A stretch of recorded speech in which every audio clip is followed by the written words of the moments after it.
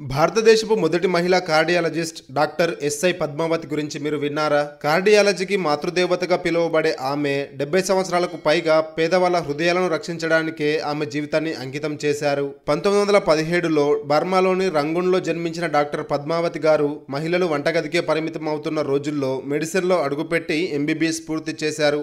అమెరికాలోని Johns Hopkins university మరియు Harvard యూనివర్సిటీలో కార్డియాలజీలో శిక్షణ పొందారు. కానీ ఆవిడ అమెరికాలో కార్డియాలజిస్ట్ మంచి కెరీర్ ఉన్నా కూడా అమెరికాని వదిలి స్వదేశమైన భారత్కి వచ్చి ఢిల్లీలో మొదటి కార్డియాక్ క్లినిక్ మరియు క్యాథ్ ల్యాబ్ని స్థాపించారు. అంతేకాకుండా భారతదేశపు మొదటి డిఎం కార్డియాలజీ కోర్సును ప్రారంభించింది కూడా పద్మావతి గారే.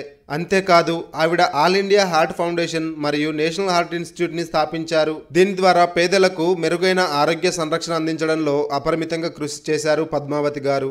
అయితే భారత ప్రభుత్వం ఆమె సేవలను గుర్తించి 1967లో పద్మభూషణ్, 1992లో పద్మ విభూషణ్తో గౌరవించింది. 103 ఏళ్ల వయసులో కూడా కార్డియాలజిస్ట్ గా సేవలు అందించారు పద్మావతి గారు. కానీ ఇప్పటి వరకు భారతదేశం గర్వించదగిన ఈ మహానుభావురాలి గురించి చాలా మందికి తెలియదు. 29 ఆగస్టు 2020న కోవిడ్ సమయంలో న్యూఢిల్లీలోని నేషనల్ హార్ట్ ఇన్స్టిట్యూట్లో కరోనా కారణంగా మరణించారు డాక్టర్ పద్మావతి గారు.